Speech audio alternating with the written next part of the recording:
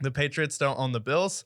Tom Brady owns the Bills. He showed that earlier this year when the Tampa Bay Buccaneers went ahead and beat them.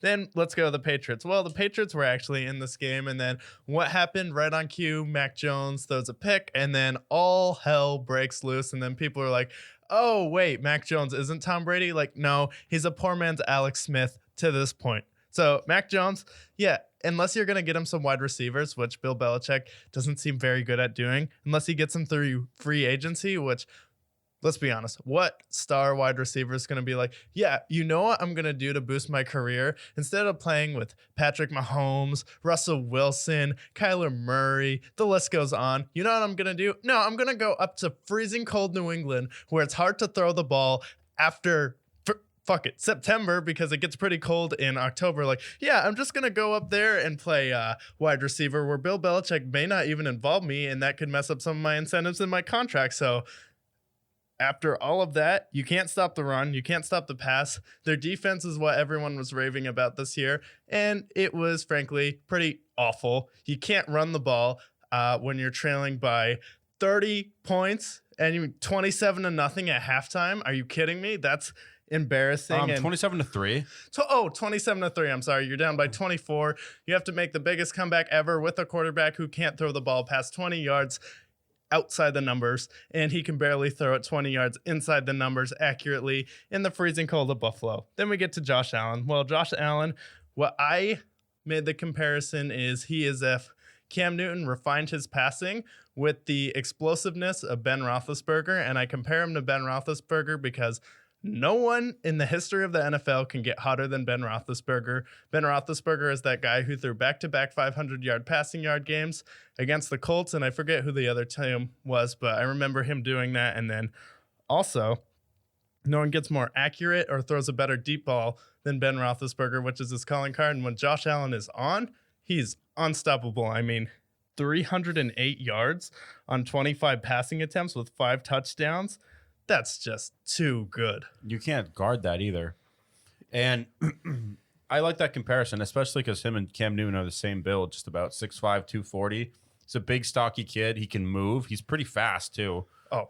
And then he's got an absolute cannon. He's got maybe the best arm in the league. I mean, you can compare him to Patrick Mahomes in that sense, and maybe Justin Herbert, and that's about it as far as arm strength. Just an absolute devastation for the Patriots, and they have a lot of questions moving forward. If I'm them, I try to pursue someone like Calvin Ridley. I need to get weapons around them. I might trade Jonnu Smith and try to get a tight end elsewhere. It seems like he's a little too expensive at this point, but all you have that's your calling card at this point is you have a good O-line and you have a good coach.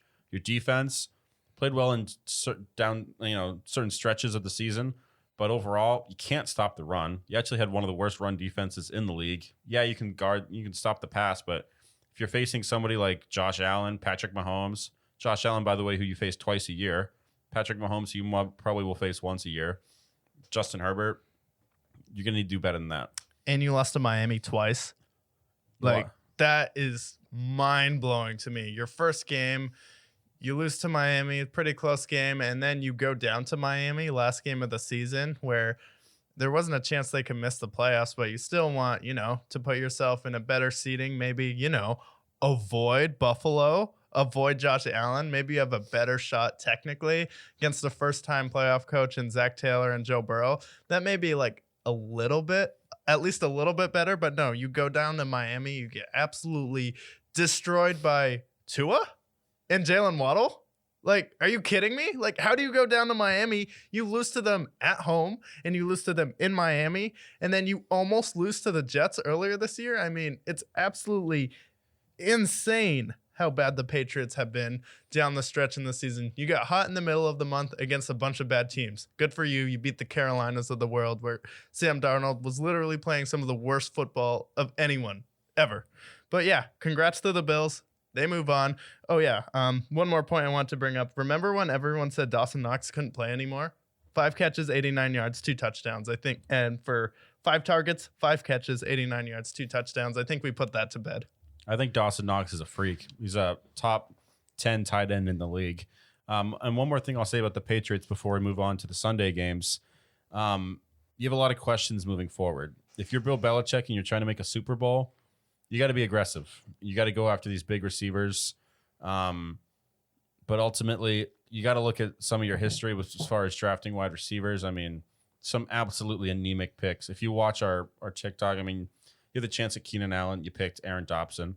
You had the choice of Devontae Adams. You pick up Taylor Price. He doesn't play anymore, by the way. Malcolm Mitchell. Neither does Aaron Dobson. Yeah, none of these players play anymore. You know why? Because they suck. They suck. But don't say that to any greasy, sweaty Patriots fan who only watches the Patriots and nobody else. They wouldn't know that. I'm sorry. I don't want to hear this anymore. I'd rather gouge my eyes out than talk to Cowboys fans, who we're going to get to in a second. That's all I got to say. Yeah. Patriots fans are anemic. And I have one more thing to say about